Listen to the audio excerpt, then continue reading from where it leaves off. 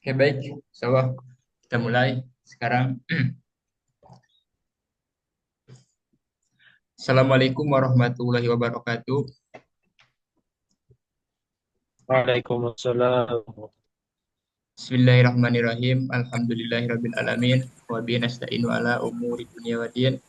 Wassalatu wassalamu ala asrofil anbiya'i wal mursalin wa ala alihi washabihi ajmain. Alhamdulillah Duh, pada baterai lemah. kesempatan kali ini di malam tanggal 23 Desember yang bertepatan di bulan Rajab ya. Tanggal berapa ya saya nggak ingat ya bulan Rajab. Insya Allah kita akan eh, kajian. Suara saya jelas ya? Ada yang bilang muskilah katanya internetnya. Jelas, jelas. Oke. Di bulan Rajab ini tanggal 23 Desember, saya hanya ingat tanggal 23 Desember saja karena kajian kali ini kajian rutinan yang saya sering lakukan di setiap menjelang tahun baru dengan tujuan pertama kita mencari ilmu, tujuan kedua saya ingin me, apa ya istilahnya itu memalingkan, meramaikannya tahun baru pada pengajian.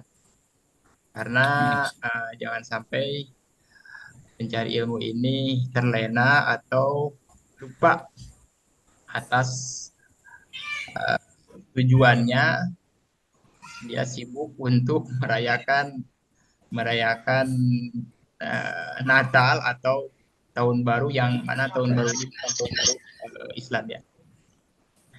Jadi memang ini rutinan. Kalau nggak salah ini periode ketiga ya. Tahun ketiga saya sering mengadakan kajian kitab Isaguji. Tapi tahun ini spesial lah buat tahun ini karena Zoom lebih luas dan itu karena saya juga tidak ada di Indonesia. Jadi biasanya orang-orang datang ke pondok pesantren untuk mengkaji kitab kitab apa namanya kitab mantik ini mengambil sanad ijazah dari saya langsung ke pengarangnya itu Syekh Asiruddin Al-Abhari.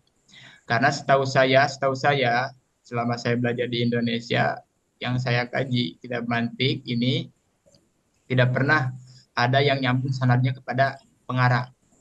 Perhatikan ya ini apa namanya dalam tanda kutip ke pengarang. Jadi kadang-kadang orang memanipulasi bahwa contoh ya ini saya tidak mengatakan siapa orangnya, tidak mengatakan, tapi ada orang mengatakan ini saya sanadnya nyambung. Contoh misalkan kita Jam'ul Jawame, tapi ujung-ujungnya ke Rasulullah. Yang kita maksud ini sanad kita, bukan sanad ilmu. Kalau sanad ilmu, insya Allah kita sebagai ahli sunnah wal jamaah pasti nyambung kepada Rasulullah. Tapi yang saya sampaikan ini adalah sanad kitab. Paham ya? Ada sanad ilmu, ada sanad kitab. Yang saya ketahui limit ya. Limit itu maksudnya terbatas. Sanad kitab kajian kita ini di Indonesia itu nyambung kepada apa namanya kepada pengarang. Oleh sebab itu saya sangat bangga ketika saya apa namanya belajar di Mesir bahwa guru-guru saya semuanya sanadnya kepada ulama Indonesia. Ada yang tahu gak ulama Indonesia yang dijuluki Musnid Dunya, Saya Yasin. Syekh Yasin Al-Fadani. Tuh, Syekh Yasin Al-Fadani itu menjadi sebuah jembatan rujukan sanad dari seluruh dunia. Karena saya bangga dan saya berharap yang ngaji di sini juga sanad kepada Syekh Yasinnya dekat melalui saya. Karena saya ke Syekh Yasin Padani melalui tiga. Saya, kemudian Syekh Saltut, dia mufti, Amin Mufti Darul Ifta Mesir, kemudian ke Syekh Ali Gumah, Fadil Kudoh Mesir, kemudian ke Syekh Yasin Al-Fadani, dan selanjutnya sampai kepada Syekh Asiruddin. Nanti itu gak apa-apa itu masalah sanad terakhir yang penting ilmu yang kita akan pelajari. Baik, sebelum panjang lebar, itu intermezzo saja ya, iklan saja. Kita akan mulai dulu eh, kita membaca Al-Fatihah dulu, kita barukan kepada eh, pengarang ini. Bismillahirrahmanirrahim. Hadratin Nabil Mustafa Sapati Rasulillah sallallahu alaihi wasallam wa ala alihi wa sahbihi wa dzurriyyati wa ibati summa ila arwah susun. Syuhina bil ajwal susun si asrin al abari syuhul al-fatihah. Alhamdulillah bismillahirrahmanirrahim. Alhamdulillahirrahmanirrahim. Ya kana wa ya kana stani din. Astagfirullah sadar lagi dan alaihim wa alaihim. Baik, sebelum dimulai, saya minta kepada siapapun yang mendengarkan betul-betul, kalau ada suara yang sangkut atau tidak jelas, langsung ini ya, langsung komen supaya kajian ini betul-betul efektif ya. Baik, sebelum off cam itu apa ya? Off cam itu apa? Off kamera ya, oke silakan. Off cam, oke. Tahan. Baik, sebelum saya menjelaskan tentang kitab Isagoji ini, seperti biasanya supaya kita lebih dekat, lebih kenal ya. Sebelum saya menjelaskan biografi singkat tentang pengarang kitab Isagoji, saya akan mengenalkan diri saya juga supaya lebih kenal dekat, kemudian lebih lebih akrab ya, dan lebih tahu tentang saya supaya nanti tidak diragukan lagi. Karena sekarang itu hati-hati ya mencari ilmu itu hati-hati sekarang itu. Jangan karena banyak pengikut, jangan karena banyak follower, nanti ujung-ujungnya mengikuti Imam Abu Bakar ya. Karena harus jelas ya ilmu ini amanah, tidak boleh kita mencari ilmu bukan daripada ahlinya, tidak boleh ya. Ilmu ini amanah. Ya, jadi perhatikan zaman sekarang ini orang tidak bisa membedakan wa'id dan alim. Jadi sekarang yang ada di muka bumi secara umum ada wa'id, ada alim. Ada penasehat, orang pandai berbicara, tapi dia bukan alim. Dan sekarang yang mendominasi di medsos itu adalah wa'id. Orang pandai berbicara, dia berdalil Quran hadis, kan tetapi dia belum tentu alim. Dan kelemahannya ini sebagai santri, khususnya santri di Indonesia ini banyak yang alim tapi dia tidak pandai menjadi wa'id. Ya, kita harus sadari ya. Kita ini buat konten pun kadang-kadang kalah dengan orang-orang yang bukan uh, ahli ilmu ya. Itu harus kita sadari ya. Jadi kita belajar ilmu agama ini amanah. Jadi harus daripada ahlinya dan sanadnya harus nyambung. Oke, baik. Oleh karena itu saya wajib memperkenalkan diri saya. Yang pertama, nama saya sudah tahu ya, nama saya itu Labib. Ya, sebetulnya nama saya ya sama seperti halnya di Indonesia. Ya di Indonesia ini kadang-kadang nama satu orang namanya berbeda-beda ya, banyak. Tapi saya lebih masuk dengan nama Labib ya. Saya asli di Indonesia, tinggal di Sukabumi, tepatnya Pelabuhan Ratu. Ada orang selain ini ya, selain Kali Songo, ada yang tinggal di Sukabumi gak? Atau Pelabuhan Ratu, tapi bukan bukan Sandi Kalisongo, ada gak? Ada orang Sukabumi, ada gak? Ada ya saya. Ada, oke. Nah, orang Sukabumi, saya Sukabumi di Pelabuhan Ratu, tinggal saya tepatnya di Pelabuhan Ratu ya. Kemudian jenjang pendidikan saya secara formal dan saya confident, secara confident saya lulusan SD ya, lulusan SD. Setelah SD saya biasa belajar di pondok pesantren di kampung, kemudian saya belajar di pondok pesantren Al Itisom. Ada santren Al Itisom di sini, Cianjur. Ada santren Al Itisom nggak di Pernah Cianjur? pasaran, Ah, pernah pasaran. oh pernah pasaran ya. Ha. Saya di sana sekitar 3 tahun atau 4 tahun di sana. Kemudian saya juga pernah mondok di Cikole, tapi gak lama. Cikole itu Tasik ya. Dan santrinya di Cikole, Tasik. Dulu juga petumuin di sana. Kemudian setelah itu saya pernah belajar juga di daerah Bogor. Lupa saya pernah pesantrennya apa ya, karena nggak lama. Kemudian setelah itu saya pernah belajar di Pare, kampung Inggris. Ada yang pernah belajar di Pare? Nggak ada. Di kampung Inggris saya dulu cukup lama 8 bulan karena belajar bahasa Inggris di sana itu maksimumnya 6 bulan ya. Saya pernah belajar Pernah 8 main bulan di doang sana. Ustaz. Apa? Di Pare pernah main doang. Oh, permainan doang. Ya, karena di sana memang enak ya untuk main ya.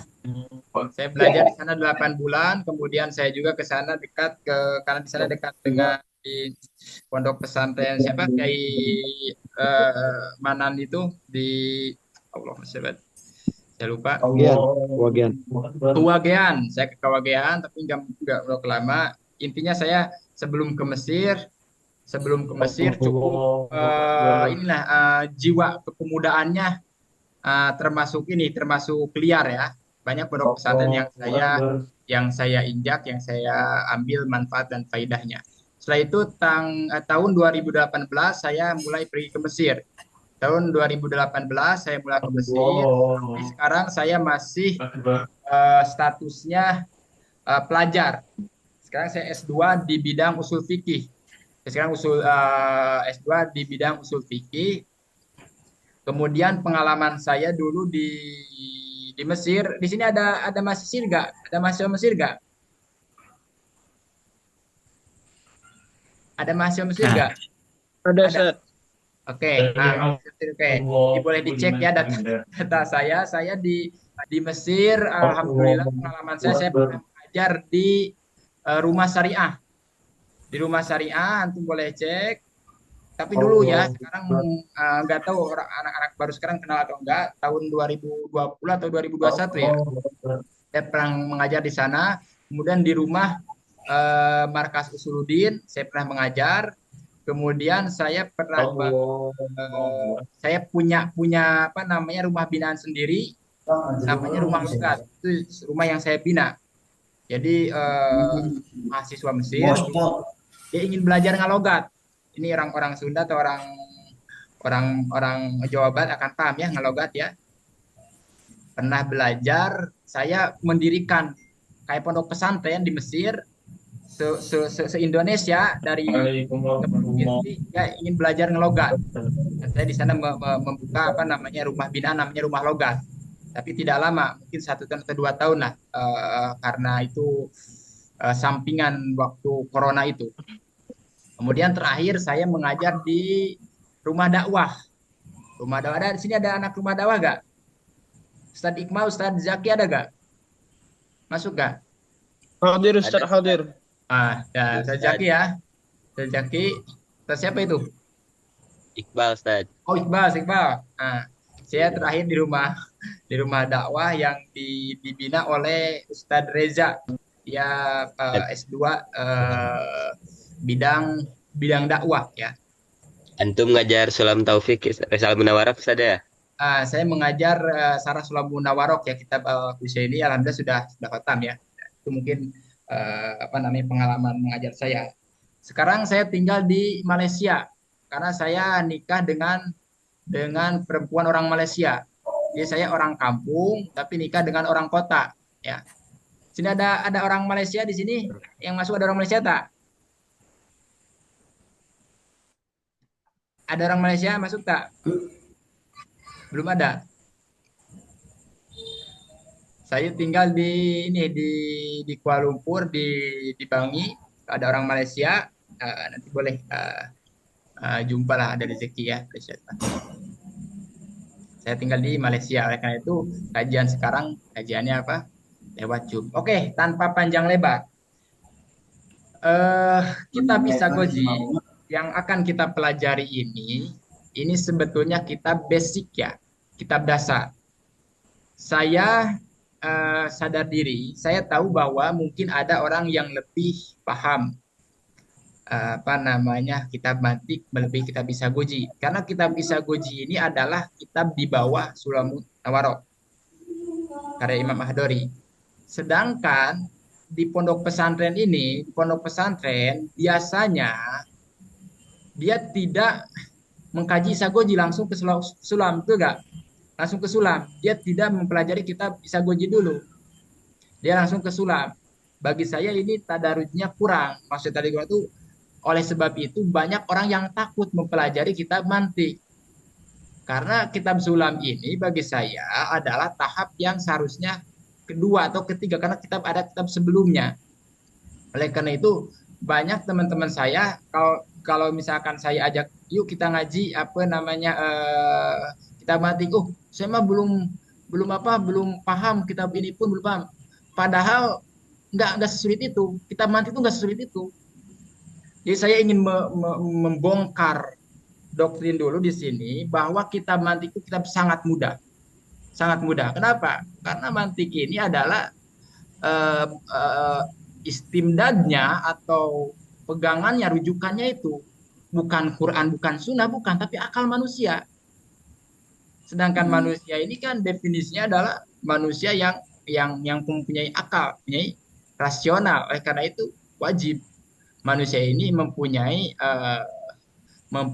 struktur ilmu mantik, ya kan? Walaupun orang yang tidak belajar dia tidak tahu namanya saja, tapi secara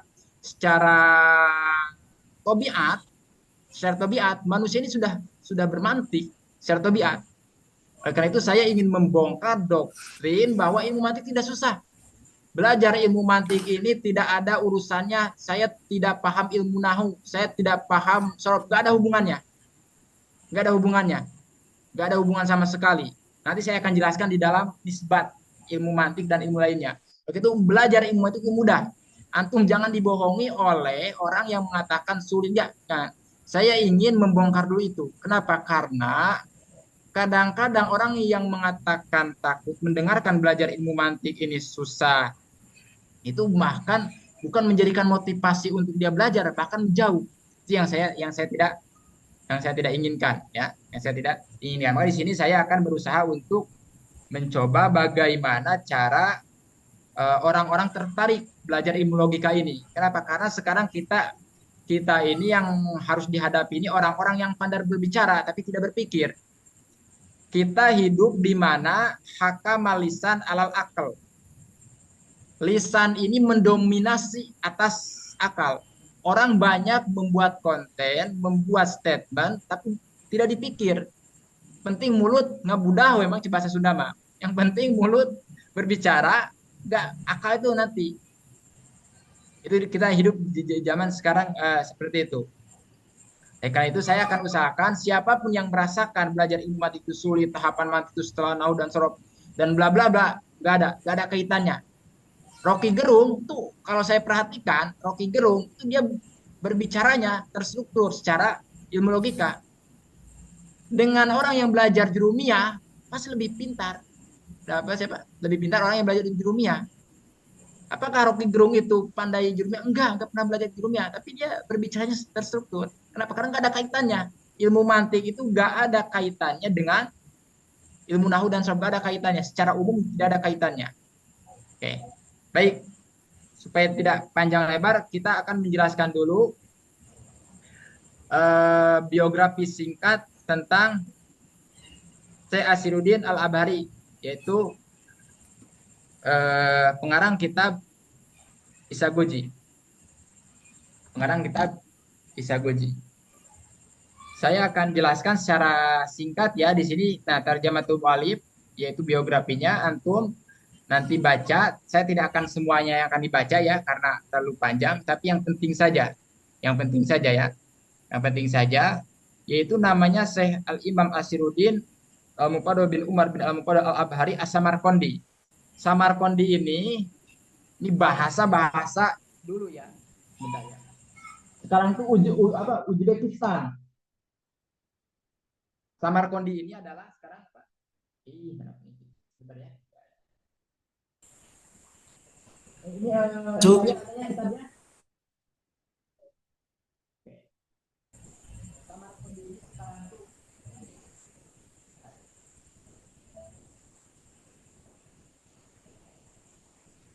Jadi sebetulnya, Mang, kalau kita perhatikan, suaranya hilang ya? Hilang tadi sebentar. Tadi sebentar ya, oke. Santri ini dia itu belajar tentang silibus atau kitab-kitab internasional, ya kan? Kayak orang yang sekolah biasa ya kan, dengan orang nyantri itu lebih gaul santri, ya kan? Kita mempelajari kitab karya orang Uzbekistan, coba kita orang Indonesia, orang Malaysia, ya kan? Tapi mempelajari kitab Uzbekistan. Jadi Syekh Asiruddin Al-Albari ini adalah orang Uzbekistan. Dan memang saya juga percaya dia orang Uzbekistan, dia bukan orang Arab. Karena teman-teman saya banyak ya orang Uzbekistan, Afghanistan. Dia kadang-kadang dalam ilmunya mendominasi, pandainya mendominasi. Oleh karena itu saya percaya bahwa ada seorang Uzbekistan yang mengarang kitab mantik. Karena mereka juga kadang-kadang semangat melebihi dari kita. Orang-orang Uzbekistan, orang Tantan itu, ya, Iqbal nanti antum pun akan tahu ya. Lihat orang-orang Uzbekistan di sana semangat ya. Kemudian dia wafat wafat abad ketujuhan ya. Wafat di abad ketujuhan. Wafat di abad ketujuhan. Namanya Asirudin, Amr bin Umar Al-Abhari As-Samarqandi wa kunyatuhu Asirudin, namanya Asirudin kunyahnya. Alimul Falak, dia seorang astronomi, seorang astronomi ya. Dia mempelajari perbintangan ya. Ilmu falak kalau kita kaji di Indonesia dulu ya kita lihat Takribul Maqsad ya, kemudian kitab Sulaiman Munayir dia ahlinya. Dia ahlinya. Waryadi wa mantiki wa hakim dan sebagainya. Oke, kalimat hakim saya ingin apa namanya ingin titik beratkan ini kalimat hakim ahli hikmah ya. Yang sering salah paham orang Indonesia mengartikan hakim itu ahli hikmah, bukan hikmah mang ini perhatikan ketika dikatakan ahli hikmah, bukan ahli hikmah datang ke kiai kemudian kiai itu menjampe-jampe ya kan, minta doa bukan. Ahli hikmah di sini ahli filsafat. Ketika antum menemukan ahli hikmah itu ahli apa? Ahli filsafat. Filsafat. Sorry tulisan saya jelek ya tapi maksudnya paham ya? Ahli filsafat. Jadi ketika dimaksud dua hakim yaitu ahli orang yang mana ahli hikmah ya, itu maksudnya adalah ahli filsafat. Kemudian setelah itu oke, ilmu wajudu al ilmiah, ilmunya kemudian ketekunan dia dan keilmiahan dia, dia seorang alim, banyak lagi di sini. Memang terlalu singkat ya. Kemudian kita jelaskan gurunya itu Syekh Qutbuddin Ibrahim Al-Misri. Dia berguru kepada ulama Mesir. Sampai sekarang alhamdulillah tradisi mereka banyak mengambil ulama-ulama di Mesir karena banyak teman-teman saya yang dari Uzbekistan ya. Di antaranya kemudian Al-Imam Abdul Fattah Kamaluddin Musa bin Abdul Fadl, guru yang keduanya. Kemudian setelah itu muridnya yang terkenal yaitu Syekh Al-Imam Alim Al-Usuli Al-Mutaqallib Al-Qadi Samsuddin Abu Abdullah Al-Asfahani ya. Imam Asfahani ya yang sering ditampilkan di dalam kitab-kitab usul fikih ya. Kemudian Syekh Abu Abdullah Zakaria bin Muhammad Al-Qajwaini ya yang mempunyai kitab Ajaibul Makhluqat.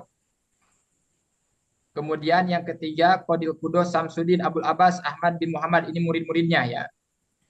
Kemudian karya-karyanya Hidayatul Hikmah. Hidayatul Hikmah ini kitab filsafat. Jadi Syekh Asiruddin Al-Habari selain mempunyai kitab Isagoji, dia mempunyai kitab Hidayatul Hikmah, kitab filsafat. Kemudian kitab Tanjilul Afkar. Kemudian setelah itu dia mempunyai kitab apa lagi? Banyak lagi ya kitab-kitabnya. Oke, kitab Tahdhibun Nukat Mahtutot yaitu ada mahtutnya saja tapi tidak dicetak ya. Diroyatul Aflaq sama. Kitab-kitab yang tidak dicetak ya. Kemudian ya antum bisa baca saja di sini ditampilkan berapa kitab dan kitab 16 kitab yang ditampilkan ya. Yang terakhir kitab Al-Isyarat. Wafatnya Tufiya Syekh Asiruddin Al-Abari la rahmatillah di tahun 663 abad ke-7 ya. Ada yang tahu kenapa ulama itu sering menyebutkan itu tarikh wafatnya, tidak tarikh hidupnya. Tidak tanggal lahirnya tapi tanggal wafatnya. Silakan ada yang tahu? Terkecuali satu yang menyebutkan tarikh lahirnya itu Imam Suyuti. Kalau tarikh wafatnya kalau tarikh wafatnya itu hampir semuanya tarikh wafatnya. Kalau tarikh lahirnya jarang. Jawabannya gini nih, Mang. Jawabannya karena kita ini ketika lahir tidak akan tahu akan jadi apa. Ya kan? Ustadz Iqbal ketika lahir apakah tahu akan jadi ulama? Ustadz Kamalur apakah saya yang baca di sini ya? Dari Kamalur Rodade, Kamalur Rodade. Waktu lahir antum tidak akan tahu akan jadi apa ya kan. Tapi setelah wafat kan sudah tahu dia wafat sebagai apa ya kan. Oleh karena itu orang ini ulama-ulama ini sering dituliskan tarikh wafatnya karena sudah wafat sudah jelas apa status dia. Oke, baik. Kemudian Oke. Saya di sini di dalam mengajar kitab Isagoji ini saya mempunyai metode yang saya buat mudah-mudahan memberikan pemahaman yang mudah. Karena saya yakin di sini ada orang yang sudah belajar Khatam Sulamun Awarok, sedangkan Sulamun Awarok ini ada tahap tinggi daripada Isagoji. Kemudian ada juga yang sudah pernah ngaji ke saya ya Sarah aku saya ini ya Sarah Sulamun Awarok itu tahap mutawasid itu sudah khatam juga kan, tapi dia hadir di Isagoji ini. Karena tujuan saya mempelajari kitab Isagoji ini ingin mempermudah, saya ingin bukan mempromosikan, tapi ingin mempraktikkan metode saya yang saya buat supaya mudah dan orang tidak takut mempelajari ilmu mantik. Dan saya ingin berusaha, saya pribadi ingin berusaha memberikan contohnya itu jangan contoh terlalu klasik. Terus hayawanatik, insan hayawanatik itu kadang-kadang pening dengan contoh. Maka saya ingin mengusahakan contoh itu contoh yang real saja, yang realitas ya, yang ada sekarang yang kita hadapi ya, yang sekarang kita hadapi. Oleh karena itu saya di sini membuka sorry. Jadi saya mempunyai berapa metode ya. Metode yang saya akan buat yang pertama ya. Metode yang saya akan buat yang pertama saya akan buat petaminda. Tahu petaminda? Petaminda itu tasbir, mana tasbir. Tasbir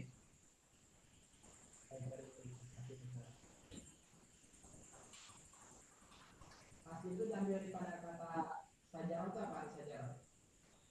Suaranya kedengaran Ustaz. Tasbir. Suara tidak jelas ya suara? Sebentar. Suara jelas gak sekarang? Jelas, Ustaz.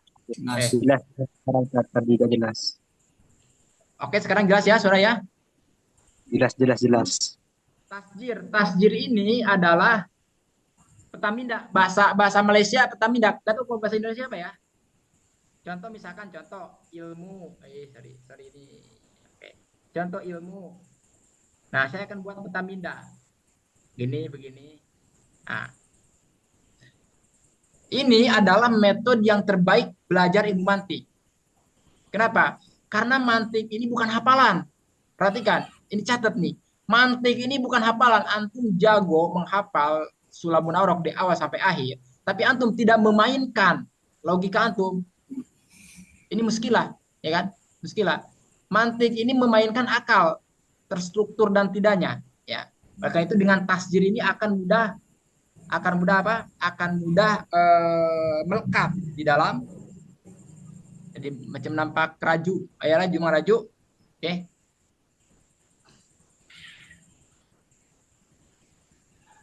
Jadi petaminda itu adalah tasjir. Satu ini. Jadi sebelum kita menjelaskan kitab yang Isagoji, saya akan meringankan dengan tasjir itu. Yang kedua itu bahasa yang ringan. Isagoji ini kan kitab klasik ya, yang perlu dipahaminya ini tidak boleh belajar sendiri.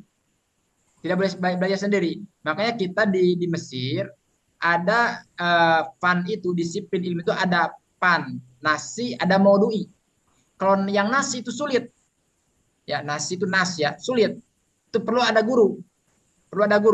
Sama belajar ilmu mantik, ilmu nahu, ilmu sorof, ilmu balago, itu tidak bisa kita membaca sendiri, tidak bisa. Karena harus praktik dengan guru harus menjelaskan. Makanya saya ingin memberikan jembatan bagaimana cara mempelajari ilmu mantik dengan bahasa yang ringan. Saya punya karya saya, buku saya, bahasa Arab dan bahasa Indonesia. Yang pertama, saya tulis buku di sini.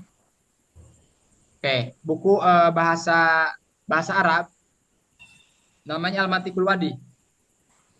Tapi belum dicetak di Indonesia. Kalau di Mesir saya sudah cetak ya. Al-Matikul Wadi saya tulis sebanyak berapa halaman? Sekitar 176 ya kalau nggak salah. 176 halaman kalau nggak salah. 127 halaman. Ini bahasanya betul-betul ringan. Karena saya di ini mengambil referensinya daripada kitab-kitab mutakodimin, tapi saya mudahkan bahasanya.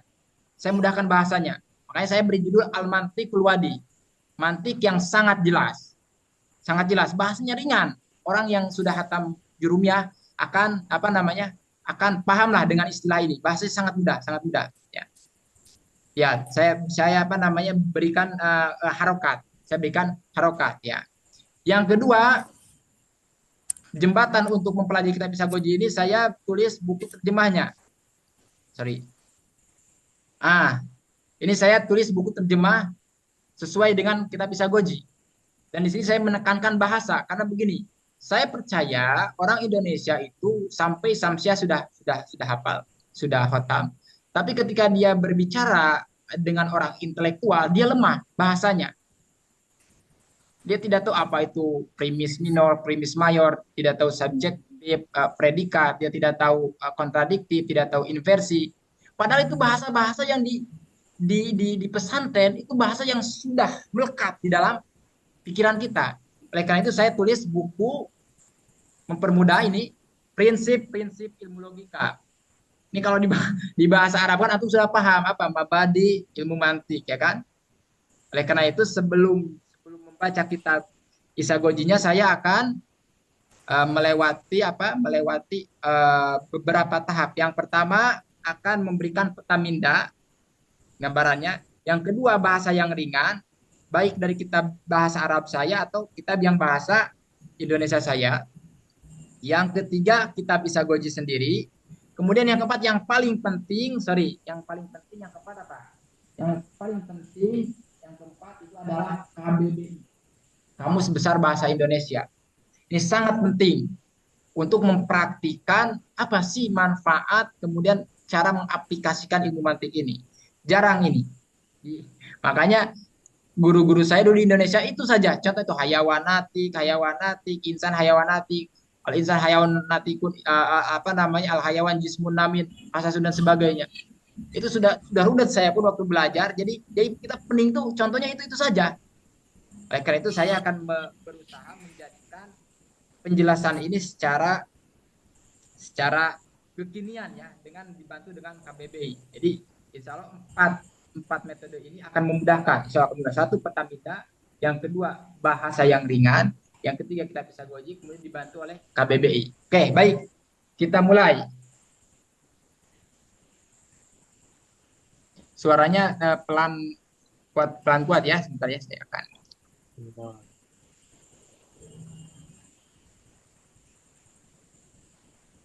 Oke. Oke, kita mulai. Yang pertama saya akan jelaskan tentang nama dulu, nama Isagoji. Isagoji ini diambil daripada kata apa dan apa maknanya. Isagoji ini diambil dari kata apa sumbernya apa, kemudian apa maknanya. Yang pertama yang disepakati, oke, kita akan kembali ke ini layar baru.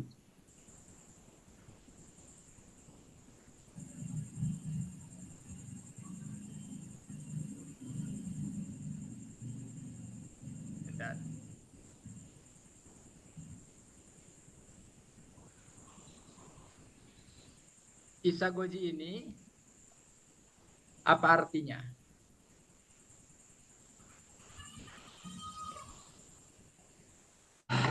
Ulama sepakat bahwa nama Isagoji ini berasal dari kata bahasa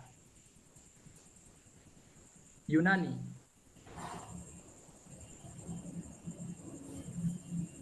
Bukan bahasa Suryani ya, Bapak bahasa Yunani, bahasa Mama Gufron ya. Mama Gufron itu bahasa Suryani ya.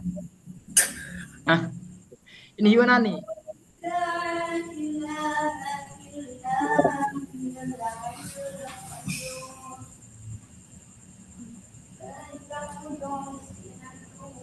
Nikia tolong Nikia kondisikan. Bahasa Yunani ya. Bentar. Dari bahasa Yunani maknanya adalah kuliah homsa. Kuliah homsa ini adalah 5 kategori. Suaranya. 5 kategori umum.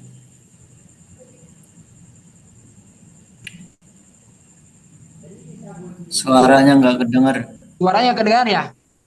Iya. Gimana ya? Sebentar ya. Sekarang Kadang hilang, kadang oke, sebentar saya akan gunakan ini dulu. Saya akan gunakan suara itu saya akan gunakan eh,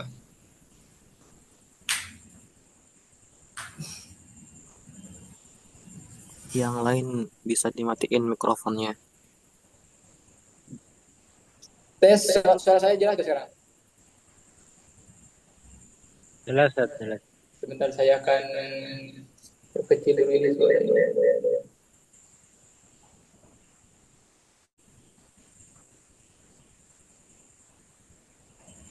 Yang nggak berkepentingan, kita matiin aja. Sekarang jelas gak? Jelas, Ustaz. Sekarang suara jelas gak? Sebentar, sebentar. Alhamdulillah jelas. Sebentar ya. Oh.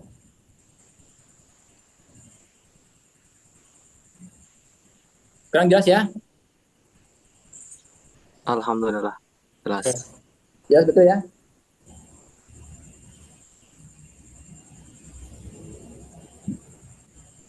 Bentar, saya harus pakai iPad dulu. Sekali lagi saya tanya, suara jelas? Jelas, Ustaz. Oke. Jadi, isagoji ini berasal daripada kata bahasa apa? Yunani, mananya kuliah homsa. Kuliah homsa itu dalam bahasa Indonesia ada 5 kategori apa? Umum. Ya. 5 kategori umum. Oke. Ini sepakat ya. Ada pendapat lain mengatakan bahwa isagoji ini artinya bukan 5 kategori umum, bukan. Tapi dia diambil daripada kata isagoji. Pendapat lain nih, pendapat lain. Yang pertama isa itu mananya kamu. Kemudian gu itu mananya saya. Ji itu mananya apa? Di sana. Ini pendapat lain. Jelas gak? Tulisan saya jelas gak? Alhamdulillah jelas, jelas, Oke. jelas. Ini bahasa apa? Bahasa Yunani sama. Ini kata bahasa apa? Yunani. Oke. Dari mana sumbernya Ustadz? Ini Ustadz kayaknya buatan nih kayak Mama Gupron. Coba kita lihat ke Google Translate, KBBI. Sorry deh.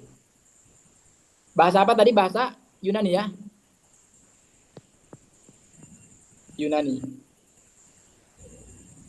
Kita buktikan. Oke. Pertama apa? Bahasa Yunani kamu. Eseis. Maksudnya di bahasa Arabnya Isa. Paham nggak? Nih, Eseis. Betul nggak? Ada nampak nggak? Jelas nggak? Alhamdulillah jelas, Ustaz. Nah, Eseis, ya kan? Yang kedua apa? Kamu, saya. Saya apa? Ego. Gu. Ya kan? Gu. Izago, ya kan? Di sana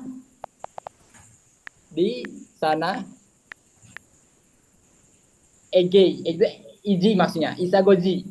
Bahasa Arabnya ege itu iji. Ya. Oh, lihat. Isa tulisannya kamu, go saya, zi itu adalah di sana. Ini bahasa Yunani, bukan bahasa Suryani ya. Awas jangan sampai antum bergaduh sama Mama Gupron. Bahasa Yunani, beda lagi aliran, ya.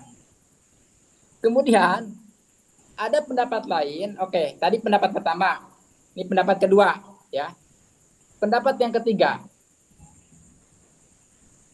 Pendapat yang ketiga. Isa Goji. Ini bahasa Yunani juga. Tapi bukan dari 3 kata, tapi 2 kata. Isa. Itu adalah tempat. Guji adalah masuk. Tempat masuk. Maksudnya ini memberikan indikasi bahwa ilmu mantik ini dengan belajar Isa Goji tempat masuk yang benar. Pertama yang masuk kena masuk dalam belajar ilmu mantik itu kita Isa Goji. Ya. Coba kita lihat, buktikan.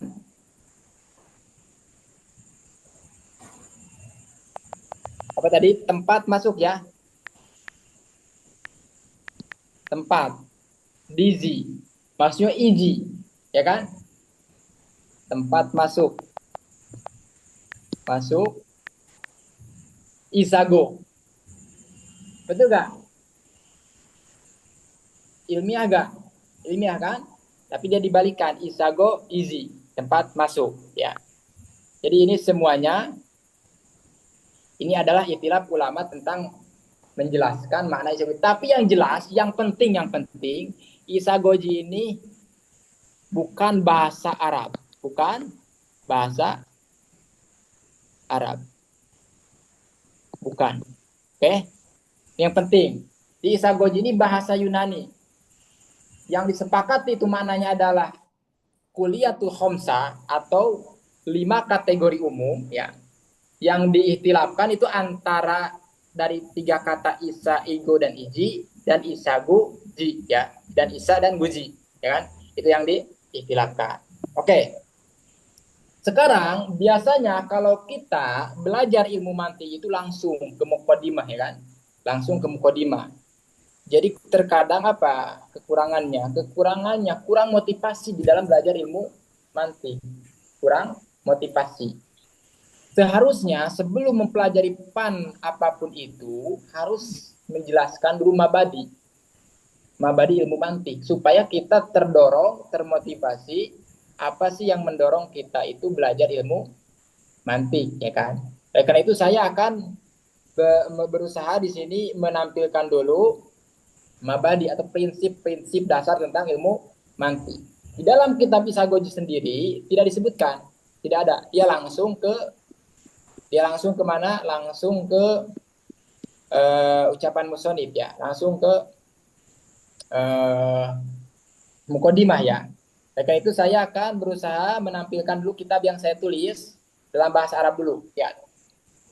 Saya punya kitab nama Kitab Al-Mantiqul Wadi, selalu saya jelaskan dengan apa? Dengan mabadi dulu, ya. Di sini katakan bahwa mabadi ilmu mantik. Prinsip, ya, mabadi itu prinsip-prinsip dasar ilmu mantik. Terhadap ilmu mantik ada 4 mukodimah. Mukodimah itu pendahuluan. 4. 10 pendahuluan. 10 prinsip. Yang pertama apa? Ta'rif, kemudian maudu, kemudian apa? Samroh, kemudian fadlun, nisbat, wadi, ismuhu, ya. Istimdaduhu, masailuhu, dan hukmu. Saya selalu jelaskan seperti itu. Setiap saya nulis kitab ilmu mantik, saya pasti akan jelaskan mabadinya. Saya jelaskan tarifnya apa di sini. Kalau antum misalkan, oke, lihat, kesulitan, saya tidak paham bahasa Arab, padahal sebetulnya ringan, ya. Kita mantik yang saya tulis ringan, ya. Tarifnya, pama tarifu bahwa fil lugot yutlaku ala salah satu mania. Definisi ilmu mantik itu ada 3 makna. Ya. Ini bahasa gaulnya sedikit. Ta'rif itu definisi. Maudu itu subjek, ya. Kemudian faidahnya itu buah atau manfaatnya. Fadlu keutamaannya. Kemudian nisbat itu hubungan dengan ilmu lain, atau nisbat itu relasi. Misalnya kalau gak belajar tinggi wayahna apa namanya bahasa intelek ini antum tulis, ya, dan praktikan, karena saya sendiri dulu lemah di dalam bahasa sekolah.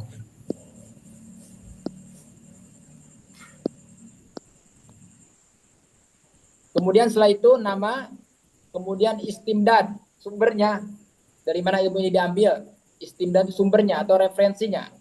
Kemudian pembahasan atau masail atau topik-topik yang dikajinya. Kemudian yang ke-10 hukum syariat dalam mempelajarinya.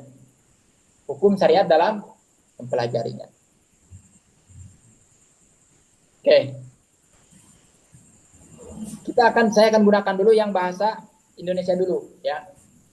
Supaya mudah dipahami. Sekarang takrif ilmu mantik. Takrif ilmu mantik itu ada 3 secara bahasa. Yang pertama idrokul kulli. Yang kedua al-quwatul mudrika. Yang ketiga at-talafud. Ya.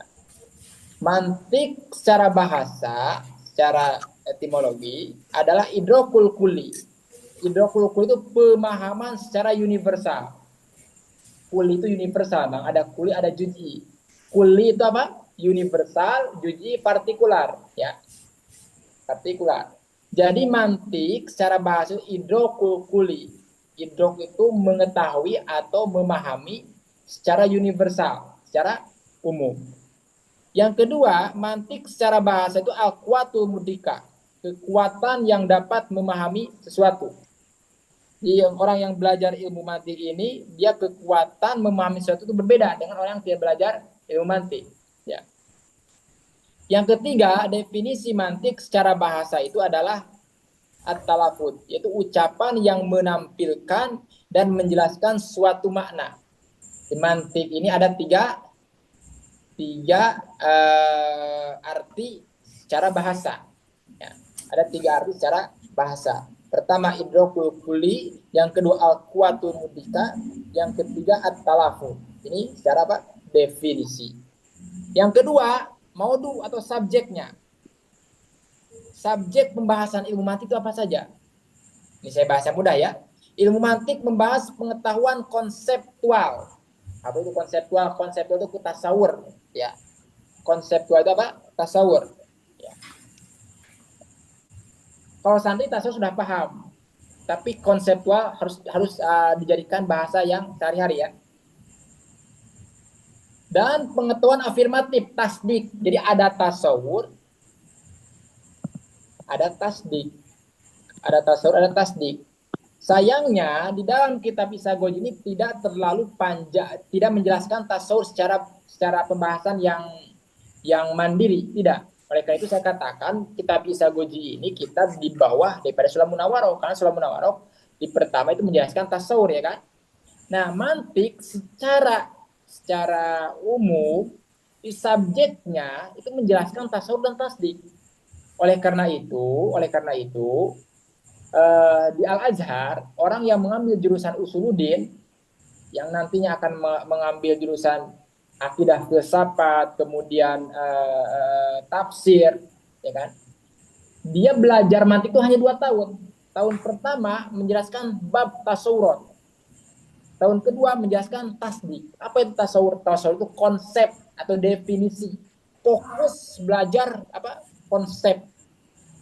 Konsep itu naon mang takrif, ya. Bahasa pesantren takrif. Fokus mempelajari bab takrif dalam 1 tahun. Bagaimana cara membuat takrif yang benar, bagaimana bentuk takrif yang salah ya kan. Yang kedua tasdik. Kalau tasdik ini adalah afirmatif atau klaim ya, atau kodiah kalau bahasa sampainya. Kodiah banyak ini istilahnya banyak ya. Bisa mengatakan kodiah, bisa katakan afirmatif, bisa katakan proposisi dan sebagainya. Nah, 2 tahun tuh belajar itu. Tasawur 1 tahun, tasdik 1 tahun. Gitu. Jadi ilmu mantik itu secara umum mempelajari bab tasawur dan tasdik, itu saja. Ustaz kan ada tanakud, ada akas, ada dilalah. Itu adalah mabadinya, itu adalah jembatannya saja. Itu ada wasilahnya saja. Intinya tasawur dan tasdik itu saja. Dalam ilmu mantik hanya 2 subjeknya itu, menjelaskan tentang tasawur, definisi, tasdik dan afirmasi, itu saja. Adapun antum pernah belajar mantik, apa itu dilalah, apa itu nisbatul labdi, apa itu tanakun, kemudian akas, dan sebagainya ya, itu adalah jembatannya saja. itu adalah wasilahnya saja. Tapi yang inti itu adalah tasawuf dan tasdik ya. Tasawuf dan tasdik. Itu subjeknya atau modulnya. Kemudian faidahnya, faidah atau manfaat ilmu mantik. Apa manfaatnya? Ini saya tuliskan 5, sebetulnya banyak ya. Tapi kita lihat yang 5 ini apakah bisa merubah pikiran kita atau gerakan kita di dalam berpikir. Yang pertama, menghindarkan diri dari kesalahan dalam berpikir. Jadi kita itu sebelum berbicara itu dipikir dulu. Kemudian berpikir itu ada berpikir yang benar, ada berpikir yang salah.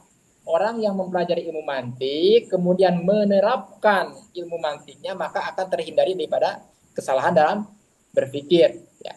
Dalam masalah apapun itu, dalam masalah fikih, dalam masalah tauhid, dalam masalah nahu, dalam masalah sholat dan sebagainya. Ketika kita ingin menjas atau mengklaim satu perkara, kalau kita belajar ilmu mantik, maka kita akan tidak terjerumus pada kesalahan. Yang kedua, membedakan antara kebenaran dan kesalahan dalam berbagai pendapat.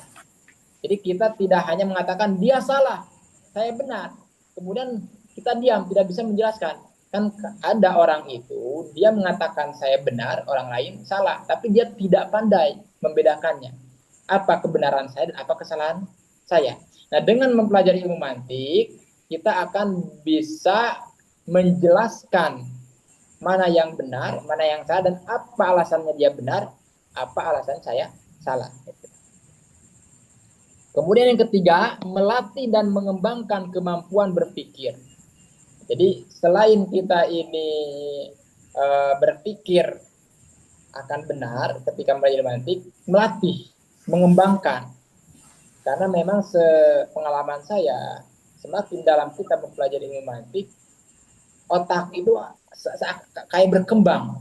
Semakin hari semakin banyak pengetahuan yang dulu kita sepelekan, tapi ternyata setelah dikembangkan itu luar biasa. Setelah dikembangkan itu ada luar biasa. Itu melatih otak lah, istilahnya melatih otak. Jadi jangan dilatih itu jangan otot saja, otak pun harus dilatih. Jangan fokus antum melatih mulut, berbicara, belajar dakwah, tapi otak tidak dilatih. Ya, otak pun wajib dilatih. Kemudian yang keempat, menanamkan sikap objektif dan menghindari fanatisme dalam berpendapat. Ini yang paling penting. Yang paling penting ini. Kita ini terkadang sering kita itu sering membenarkan sesuatu yang biasa, bukan membiasakan sesuatu yang benar. Yang penting itu ada di kelompok kita, itu mayoritas, maka itu yang benar. Fanatisme tidak boleh. Oleh sebab itu, saya sebelum mempelajari ilmu mantik, khususnya saya sebelum pergi ke Mesir, saya menghilangkan ketaasuban saya pertama kepada organisasi, kepada amalan, pada pengetahuan. Dihilangkan semuanya. Kenapa? Karena yang akan kesulitan ketika kita mempelajari ilmu itu, ketika fanatisme melekat pada pikiran kita. Kalau fanatisme melekat pada pikiran kita, maka akan sulit menerima ilmu. Oleh karena itu, dengan mempelajari ilmu mantik, fanatisme kita ini akan hilang, tidak fanatik. Ya. Yang kelima, Pak, mampu berdialog dengan lawan pendapat dan membantah subhat mereka. Mampu berdialog dengan lawan pendapat dan membantah subhat mereka. Ini perhatikan, yang 5 ini manfaat ilmu mantik kalau dia menerapkan, kalau dia mengaplikasikan. Kebanyakan yang saya pahami, kawan-kawan saya, teman-teman saya, guru-guru saya di Indonesia, tapi saya tidak ingin sebutkan, pandai ilmu mantiknya. Dia belajar samsia berapa kali di luar kepala. Tapi ketika dia berbicara, ketika dia melawan arus media, dia tidak bisa berbicara apa-apa. Kenapa? Ya karena tidak diaplikasikan, tidak diamalkan. Jadi ilmu mantik ini akan bermanfaat kalau kita mengamalkan, sama seperti ilmu fiqh. Ilmu fikih, ya antum bisa sholat benar ya kalau antum amalkan. Kalau antum tidak amalkan ya sama. Ya. Ini hanya sebatas, jadi kadang-kadang antara teoritas dan realitas. Ya teorinya memang seperti ini, mempelajari ilmu mantik ya harus seperti ini. 5 ini harus menjadikan buah, ya kan, manfaat. Tapi realitasnya kadang-kadang orang belajar ilmu mantik tapi dia masih kebenarannya itu masih apa? Ini minta maaf ya, saya akan sedikit ya singgung. Seperti misalkan sekarang kan masalah nasab ramai kan, ya kan? Nah kita itu menghadapinya itu jangan ikut-ikutan. Kita setuju, misalkan setuju dengan contoh ya Ki Imaduddin, dalilnya apa? Tidak setuju pun dalilnya apa? Jangan ikut-ikutan. Kebanyakan saya pikir ini kan kiai tapi saya mau ikut ini, nggak boleh. Itu fanatisme itu, ya kan? Tidak boleh. Artinya akan sangat bijak kalau kita ini setuju dengan dalil, tidak setuju pun dengan dalil, memuji dengan dalil, menghina pun dengan dalil. Paham ya? Saya ingin orang yang belajar mati itu harus beralasan, harus beralasan ya. Hilangkan fanatisme ya, hilangkan fanatisme. Itu manfaat ilmu mantik kalau diterapkan. Perhatikan, kalau diterapkan. Ya kalau tidak diterapkan, sepandai apapun antum mempelajari ilmu mantik ya, sama berbicara masih kosong. Ya masih kosong. Kemudian keutamaan ilmu mantik. Jangan tertipu ya, keutamaan itu kadang-kadang ilmu nahu mengatakan bahwa wanahu aula ya kan, ilmu tauhid sama ilmu fikih sama. Itu sebagai promosi ya daripada mu'alif ya, wajar. Ulama-ulama dulu itu promosi sampai pengarang alfiah kan, promosi berlebihan ya kan, sehingga apa, gurunya pun dibabat ya. Artinya apa ya, promosi sewajarnya, nggak apa-apa promosi, yang penting tidak dusta saja ya kan. Ini keutamaan ilmu mantik. Keutamaan ilmu mantik termasuk satu yang paling mulia dan utama ya, nggak apa-apa. Itu kan ulama mantik juga yang mengatakan ya kan. Tapi pada dasarnya ya semua ilmu itu mulia ya kan. Pada dasarnya semua ilmu itu mulia. Kenapa ilmu mantik itu ilmu yang mulia? Karena dia mengatakan karena setiap ilmu itu perlu didefinisikan dan perlu dibuktikan. Sedangkan definisi itu kan apa? Bahasa mantiknya tasawur. Dibuktikan itu adalah tasdik ya kan? Setiap ilmu itu perlu didefinisikan dan perlu dibuktikan. Ilmu apapun itu. Antum mengatakan rokok haram. Apa definisi rokok? Mana bukti dalilnya? Rokok makruh. Apa definisi rokok? Apa definisi makruh? Mana buktinya? Ya kan, itu secara fikih. Tuhan tidak ada. Oke, apa definisi Tuhan? Apa definisi tidak ada? Mana buktinya? Cara tauhid ya kan? Cara nahu, fa'il itu marfu, ya kan? Apa dalilnya? Apa buktinya? Ya kan? Apa definisinya? Di semua ilmu itu karena mencakup tasawuf dan tasdik, maka ilmu mantik itu ilmu yang paling mulia. Tidak apa-apa itu apa namanya, terserah ulama mantik ya. Dia iklan. Yang penting sehingga dia menampilkan ini Imam Ghazali. Imam Ghazali mengatakan malaman tinggola la sekota ilmi, orang yang mempelajari ilmu mantik, orang yang tidak mempelajari mantik tidak boleh dipercaya ilmunya. Ini apa namanya, sampai seperti itu. Sampai seperti itu.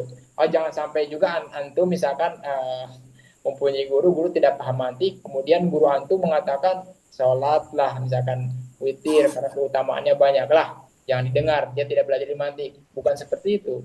Nah, ini adalah intermezzo ya, itu melebihkan keutamanya supaya memberikan motivasi, ya. Kemudian keterkaitan ilmu mantik dengan ilmu lainnya. Nah, ini saya akan mendobrak doktrin orang yang tidak mau belajar ilmu mantik karena saya belum khatam alfiyah, saya belum khatam jurumiyah, saya belum khatam apa semua dibaca. Ya, keterkaitan itu nisbat ya, dalam bahasa Arabnya nisbat ya, atau relasi ya, relasi, keterkaitan, nisbah atau relasi, sama ya. Hubungan ilmu mantik dengan ilmu lainnya. Lihat, hubungannya adalah perbedaan, at-tabayun. Saya tulisannya salah ya, at-tabayun. Tabayun ini tidak bisa menyatu. Artinya tidak ada kaitan. Contoh, kalau mempelajari ilmu mantik itu harus khatam dulu alfiyah. Kalau mempelajari ilmu mantik itu harus khatam dulu jurumiyah. Kalau belajar ilmu mantik itu harus khatam dulu Fathul Qorib. Gak ada kaitannya. Oke, kemudian misalkan antum menanyakan, Ustadz, tapi kan di pondok pesantren seperti itu. Ya saya juga sendiri seperti itu. Saya belajar ilmu mantik di pondok pesantren setelah belajar alfiah, setelah khotam alfiah, ya kan? Jawabannya karena di pondok pesantren ini mempelajari ilmu mantik itu dalam bahasa Arab. Jadi tuntutan kita untuk memahami bahasa Arab itu, paham nggak? Jadi bukan ada kaitan, nggak ada. Secara mujmal, secara umum nggak ada kaitan ilmu dan ilmu mantik. Saya katakan yang sekarang yang antum kenal sebenarnya Rocky Gerung itu pandai dia belajar, pandai apa struktur mantiknya ketika berbicara. Tapi apakah dia itu paham apa itu fa'il, apa itu mubtada? Tidak paham, ya kan? Kan nggak ada kaitannya. Oleh karena itu saya sekarang mempromosikan kepada antum belajar ilmu mantik itu tidak harus menggunakan bahasa Arab, bahasa Indonesia pun seperti ini itu efektif karena nggak ada kaitannya, nggak ada kaitannya, ya kan? Secara mujmal ya, secara umum nggak ada. Ya kan harus belajar ilmu mantik itu harus tahu dulu apa definisi fa'il, maf'ul bih dan sebagainya, nggak ada, ya kan? Karena disebut tabayun. Tabayun itu seperti apa? Seperti apa namanya api misalkan dan air, nggak ada kaitan yang mengikat ya. Jadi siapapun yang ingin belajar ilmu mantik jangan nggak mau belajar gara-gara belum khotam atau belum paham apa paham nahwu soroh. Oke, pencetusnya nih jarang ya di pondok pesantren menyebutkan siapa pencetusnya atau pelopor. Pada kalau bahasa pesantren apa pencetus itu wadi ya, wadi. Oke. Setiap pan ilmu itu kalau dia dibukukan ada pelopornya, pencetusnya. Usul fikih pencetusnya siapa? Imam Syafi'i ya kan? Ilmu tauhid siapa pencetusnya? Abu Hasan Al-Asy'ari ya kan? Ilmu hadis diroyat siapa? Rohamur Muji ya kan? Dan sebagainya. Nah, pencetus pelopor atau wadi ilmu mantik ini adalah siapa? Adalah ya, ilmu mantik sebagai kaidah berpikir sebenarnya sudah ada sejak manusia ada. Ya. Mantik itu secara kaidah berpikir memang sudah ada ketika manusia lahir, memang mantik sudah ada, ya kan? Akan tetapi, namun ilmu mantik sebagai disiplin ilmu, disiplin itu pan ilmu, maka yang disusun oleh filsuf Yunani namanya siapa? Aristoteles. Jadi pertama yang membukukan, yang membuat struktur tersusun rapi, yaitu Aristoteles. Siapa Aristoteles ini? Aristoteles ini ahli filsuf. Dia itu lahir, wafatnya kurang lebih abad ke-4 sebelum Masehi. Berarti sebelum Nabi Muhammad, bahkan sebelum Nabi Isa. Ya, terus paham ya. Jadi Aristoteles ini dia wafatnya sebelum apa? Sebelum Nabi, ya kan? Sebelum Nabi Muhammad dan sebelum Nabi Isa. Sebelum Nabi Isa. Ya. Bahkan ada yang berlebihan hingga menyebutnya sebagai rasul pada zamannya. Aristoteles karena dia pandainya, karena dia pintarnya, pengikutnya itu banyak mengatakan, oh dia ini seorang rasul. Nah, Aristoteles ini murid daripada Plato. Ada tahap-tahapannya. Kita belajar dulu di Mesir. Kita dikenalkan dulu filsuf Yunani yang zaman dulu ya. Di Aristoteles sanadnya ke Plato. Plato dia punya guru apa? Socrates dia punya guru Thales. Kalau nggak salah ini teks ke Socrates kesananya saya lupa. Thales dan sebagainya. Nah, ini semuanya pemikir-pemikir. Cuman yang membukukan itu dia, Aristoteles, yang membukukan.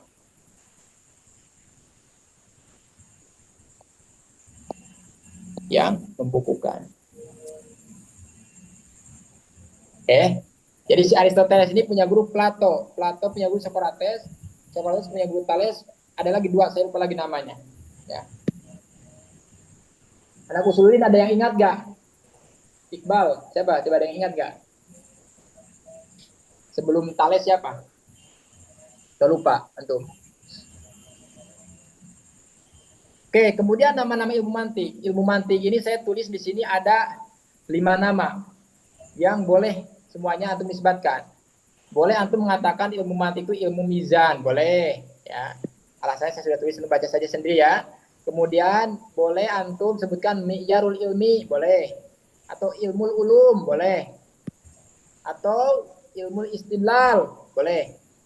Atau ilmu qawanil fikri, undang-undang berpikir, boleh. Silakan. Ilmu mantik, ilmu mizan, mi'yarul ilmi, ilmu ulum, ilmu istidlal, ilmu qawanin, silakan.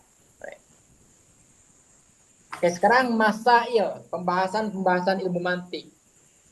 Apa masalah-masalahnya? Yang dimaksud dengan masail itu maksudnya dalam kitab mantik itu apa saja sih yang akan ditampilkan pembahasan itu? Yang pertama pembahasan tasawur dan tasdik. Tapi antum nanti akan kaget bahwa di dalam kitab Isagoji itu tidak menjelaskan tentang bab tasawur. Tidak ada. Karena itu nanti kalau panjang umur, antum semangat belajar, kita lanjut ke tahap yang selanjutnya. Kemudian menjelaskan definisi, definisi dijelaskan di sini. Kemudian qadiyah atau proposisi ya. Kemudian kias atau silogisme. Kemudian tingkatan hujah. Jadi di dalam kitab Isagoji ini yang tidak disebutkan ini. Yang lainnya 1, 2, 3, 4. Yang 4 ini disebutkan. Ya. Yang 4 ini disebutkan. Yaitu masail atau pembahasan apa saja yang tercantum di dalam kitab ilmu mantik. Seperti fiqh. Kalau fiqh atau fikih itu kan 4 ilmu ya. Ibadah, muamalah, munakadah, jinayah ya. Kalau mantik seperti ini. Oke. Sekarang hukum mempelajari ilmu mantik. Saya panjang menjelaskan hukum mempelajari ilmu mantik. Oke. Hukum mempelajari ilmu mantik. Oke. Saya akan tulis secara singkat dulu. Saya sudah tulis kalau nggak salah. Sebentar ya. Hukum mempelajari ilmu mantik. Nah. Oke. Tadi saya sudah ingatkan tarif ya, definisi sudah jelaskan ya. Ini nih. Sorry, tasjid saya di sini jelek, nanti saya akan betulkan lah. Saya tidak terlalu pandai sebetulnya mau memainkan teknologi yang sekarang. Misalnya saya akan suruhkan Polda, polisi dapur nanti. Oke, hukumnya. Belajar ilmu mantik secara mujmal, hukumnya ada 2. Hukumnya secara mujmal itu hukumnya ada 4, akan tetapi dia terbagi menjadi 2. Yang pertama, mantik yang sudah dicampuri dengan filsafat. Mantik yang sudah sudah dicampuri dengan pemikiran filsafat. Seperti mantik Aristoteles dalam kitab Organon ya. Dia kalau nggak salah dia mengatakan alam ini adalah alam semesta ini dia akan ada selama-lamanya dan tidak ada permulaannya. Itu kan sesat ya. Nah, hukum yang pertama yaitu hukum mempelajari ilmu mantik yang bercampur dengan pemikiran filsafat Yunani yang tidak punya agama. Yang kedua, hukum mempelajari ilmu mantik yang murni. Maksud yang murni di sini adalah yang sekarang ada di pondok pesantren. Mempelajari kitab Isagoji yang kita akan pelajari, Sulamun Nawaroh, Al-Hobisi, At-Tahdib, kitab Samsiah ya. Dan sebagainya. Itu yang tidak dicampuri, yang ada di pondok pesantren intinya. Itu sepakat, boleh. Bahkan hukumnya fardu kifayah. Bahkan hukumnya apa? Fardu kifayah. Kenapa? Karena dia tidak bercampur dengan pemikiran filsafat ya. Nah, adapun kitab-kitab mantik yang bercampur dengan pemikiran filsafat yang menjelaskan contoh misalkan sebelum Tuhan atau alam itu bersamaan dengan Tuhan atau alam ini ada dan tidak akan ada akhirnya ya. Bagaimana antum mempelajari ini? Karena ada kalanya orang mempelajari ini dia sudah kuat imannya ya kan. ada kalanya dia itu akidahnya belum kuat. Oleh karena itu ada 3 pendapat. Pertama haram. Ini pendapat Ibnu Solah dan Imam Nawawi ya. Di dalam kitab Sulamun Nawarok ditampilkan ya. Ibnu Solah dan Imam Nawawi haroma ya. Dia mengharamkan. Kemudian ada yang mewajibkan. Yang mewajibkan itu Imam Ghazali. Imam Ghazali. Sehingga dia mengatakan apa? Barang siapa yang tidak belajar ilmu mantik maka jangan didengarkan ya, jangan diterima ilmunya. Itu Imam Ghazali ya. Haram Imam Haromen, Imam Nawawi dan apa? Ibnu Solah ya. Wajib Imam Ghazali. Nah, yang saya setuju Imam Subki. Yang ketiga, Ibnu Subki. Karena saya juga suka kitab beliau, karya-karya beliau. Yang mengarang kitab Jam'u Jawami, Ibnu Subki mengatakan boleh tapi dengan syarat. Boleh tapi dengan syarat. Syaratnya apa? Syaratnya kita harus kuat iman, kita harus sudah mempraktikkan Quran dan hadis itu sudah paham betul-betul. Ini Imam Ibnu Subki mengarang kitab Jam'u Jawami ya. Itu. Ya, saya juga jelaskan di sini ya, ilmu mantik terbagi menjadi 2 kategori ya. Satu, mantik yang bersih dari ajaran sesat filsafat.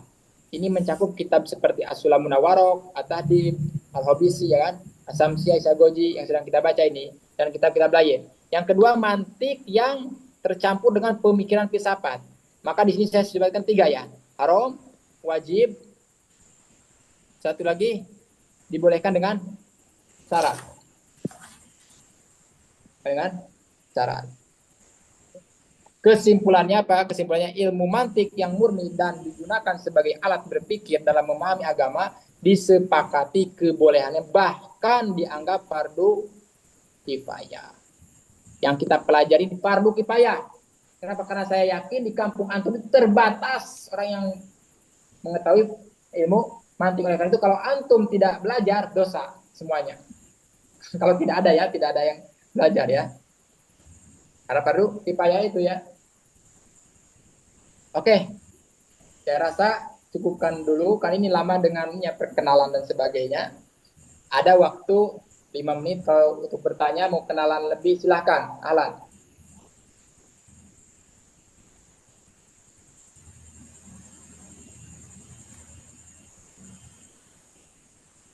Antum lagi di Mesir, Ustaz? Saya sekarang lagi di Malaysia. Oh,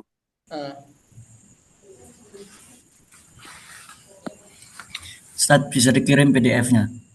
PDF yang mana? Ini Wadiul karangan Ustaz Abadi. ini bahasa Indonesia. Yang yang Arab atau yang ini yang Yang Arab. itu tadi ya. Yang Arab Indo. Oke kan, insya Allah nanti saya akan ini dulu karena yang Arab saya lagi ditakdimkan dulu, tapi insya Allah nanti saya akan izinkan antum untuk bacanya. Takutnya ada harokat atau titik yang tertinggal, tapi saya yakin ini secara mujmal insya Allah sudah benar. Saya sudah berapa kali koreksi, cuman ada titik dan harokat yang ini perlu dibetulkan. Ustaz, Ya, Alan. apa boleh belajar ilmu selain matematik setelah selesai pelajaran ini? Ulang lagi pertanyaannya. Apakah kita boleh belajar fan lain selain mantik setelah selesai materi mantiknya selama 7 hari? Setelah mantik apa? Ketika nanti fan mantiknya sudah semua selama 7 hari, apakah boleh belajar fan kitab lain seperti Oke. Balaghah? Oke, kitab Isagoji yang saya sekarang ajarkan ini, saya menekankan supaya menjadikan pondasi semuanya. Insya Allah, kalau misalkan antum memahami kitab Isagoji ini, ya kan, kitab-kitab mantik yang muasiro, antum akan paham. Boleh, insya Allah. Nah, Tapi kalau misalkan antum ngaji Sulamun Awarok, contoh kan di Sulamun Awarok ya, itu masih perlu bimbingan. Perlu bimbingan tuh bukan secara pemahaman, tapi mengartikan baitnya itu, paham nggak maksud saya? Ya paham, paham, paham. Jadi kadang-kadang kita ulama ini sebetulnya maksudnya itu mudah kalau kita, makanya saya ini ingin permudah. Saya tujuannya ingin mempermudah dan memberikan semangat. Jangan sampai antum siapapun khususnya di Indonesia yang takut dengan belajar ilmu mantik. Terus bagaimana nggak takut? Awal mula antum belajar ilmu mantik itu dikasih bait, paham nggak? Itu kan bait itu memahami baitnya dan sebagainya, ya kan? Maka kitab ini setelah antum paham, insya Allah nanti saya akan suguhkan tampilkan kitab-kitab apa saja yang harus antum baca sesuai dengan zaman sekarang, tapi tidak menghilangkan metode klasik ya. Kita harus mengkombinasikan. Apa ada pertanyaan lagi, siapa itu? Muhammad Ramdan siapa? Iya Ustadz. Ya, silakan. Kan tadi dibahas ya tentang masalah kitab-kitab yang sudah tercampur dengan pemahaman filsafat. Betul. Ya. Itu cara ngebedainnya gimana ya tadi ya?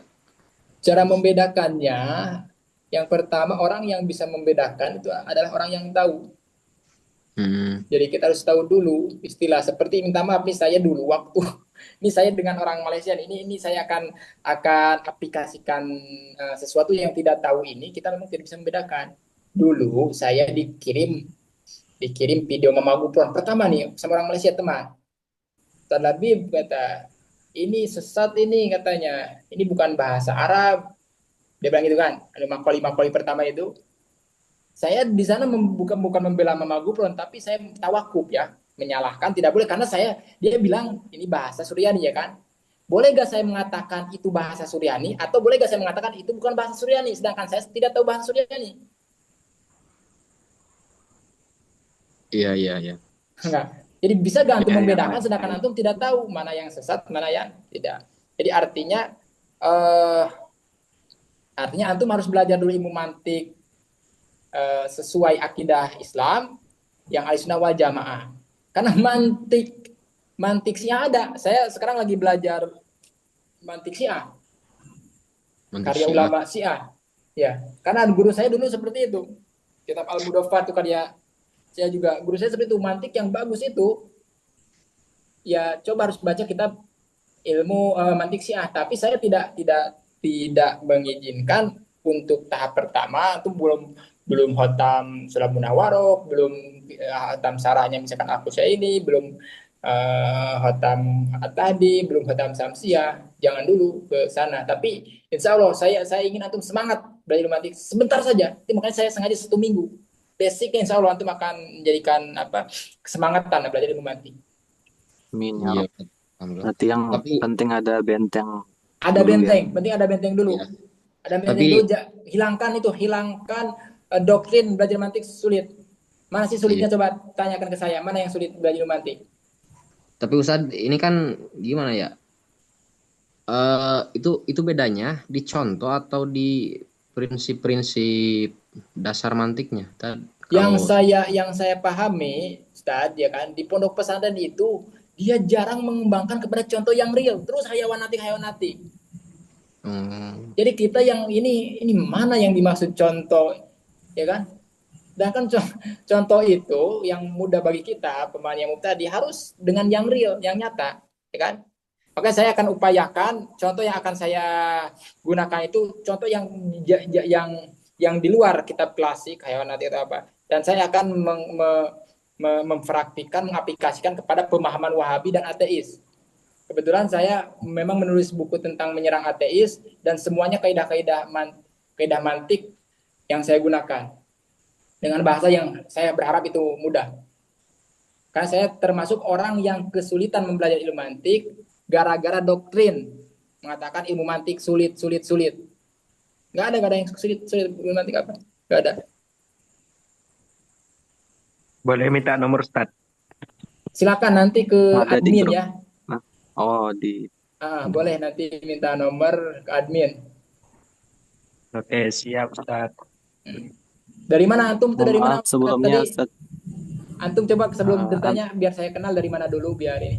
Saya dari Madura. Oh, Madura. Insya Allah, saya Holil Bangkalan. Mudah-mudahan antum penerusnya. Amin. Amin, amin, amin. Ana Amin. Ana Wahyu, Ustaz dari Lombok. Wahyu dari Lombok. Lombok ahli Quran. Saya teman saya ahli Quran. Siap, Ya. Pak Ustaz. Amin. Amin, amin. Amin, amin. Antum dari mana? Mohon maaf, Ustaz. Sebelumnya. Oh, tadi enggak ini ya, Bang, perkenalan. Saya dari Jawa Barat, dari Sukabumi.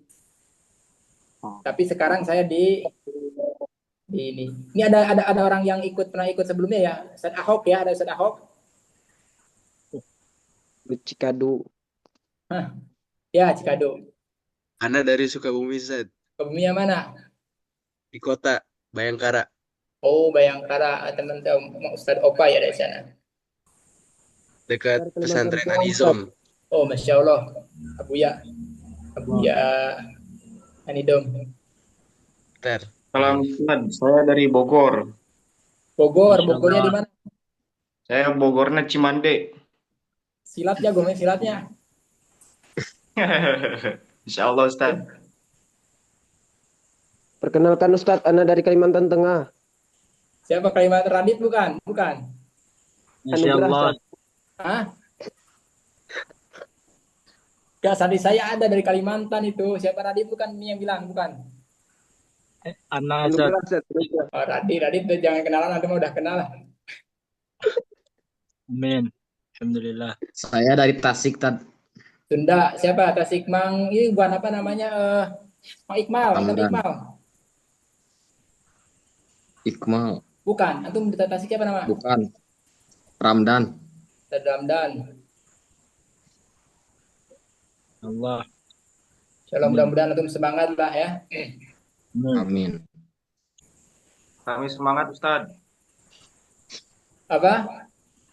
Ya, kami sangat semangat. Amin, mudah-mudahan. Semangat. Selalu semangat. Tad. Nama saya Bagir dari Sukabumi, Tad. Habib bukan Bagir. Apa? Habib bukan antum. Bukan. Biasanya Tad. nama Bagir Habib. Kalau Habib antum Bukan, Tad. Mahmud Anak Madudi ya. anak Ahwal, Tad. Oh, Ahwal. Anak Ahwal. Oke. Ada lagi pertanyaan selain ini? Abdi di Sukabumi. Ke mana? Jarindung. Terima kasih atas ininya Ustaz. Amin, amin. Mudah-mudahan ini. Terima kasih banyak juga antum semua ikut. Oke, ada pertanyaan lagi. Waktu 2 menit lagi silakan. Mungkin motivasi aja Zat untuk kami yang para penuntut ilmu ini Zat. Mungkin ada kadang-kadang bisa malas juga Zat. Kadang-kadang naik turun gitu Zat. Semangat ini. Oke, bagus. Jadi intinya motivasi dalam mencari ilmu itu kewajiban. Antum tidak mencari ilmu, antum dosa. Enggak. Antum tidak mencari ilmu, antum dosa. Jadi tanpa dimotivasi pun mencari ilmu itu akan merugikan kepada antum kalau tidak dilakukan dan mendapatkan pahala ke antum kalau antum lakukan. Jadi antum jangan sampai meninggalkan mencari ilmu sebagaimana antum tidak meninggalkan sholat. Cukuplah kewajiban itu adalah motivasi terbesar. Ya. Dan memang mencari ilmu ini ada tantangannya ya, ada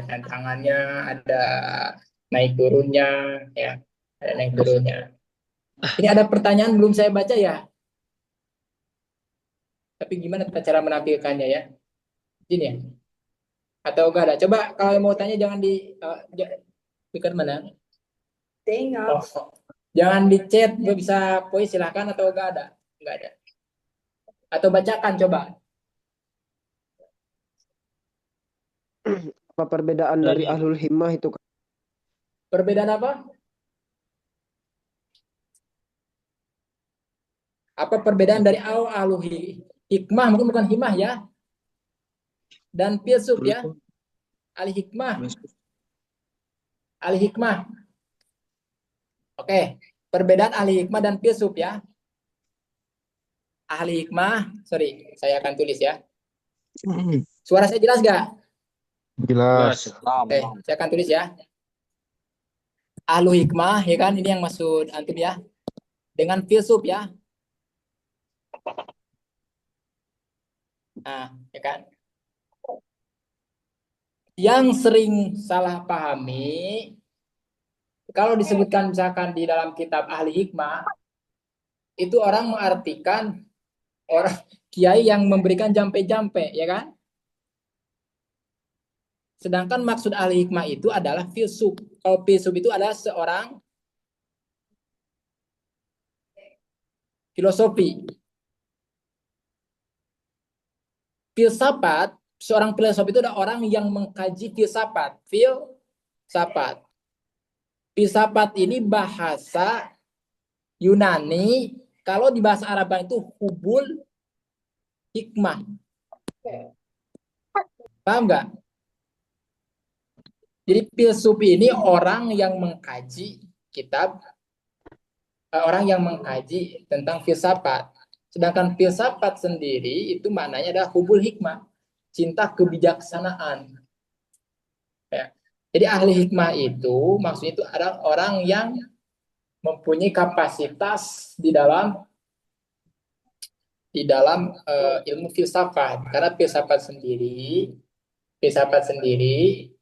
dia definisinya adalah hubul hikmah. Filsafat ini bukan bahasa Arab, tapi bahasa Yunani, seperti Isagoji. Kalau diterjemahkan itu hubul hikmah.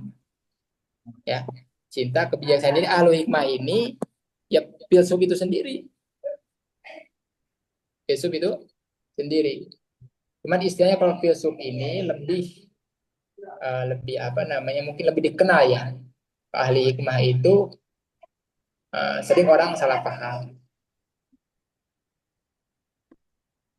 Oke, paham? Kayak gak ada pertanyaan lagi ya? Itu dari Nurul Izin Iman ya. bertanya. Nurul Iman dari mana Nurul Iman?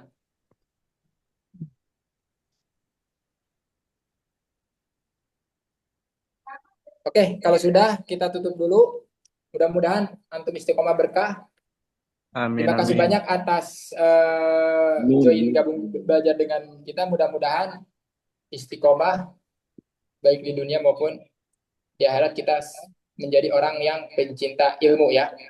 Amin. Baik, wabillahi taufiq wal hidayah. Assalamualaikum warahmatullahi wabarakatuh. Waalaikumsalam warahmatullahi wabarakatuh. Makasih Ustadz ilmunya. Baik, sama-sama. Baik. Jazakumullah khair, Ustaz. Syukur, Ustaz. Semuanya izin keluar. Ahlan. Yuk. Ahlan.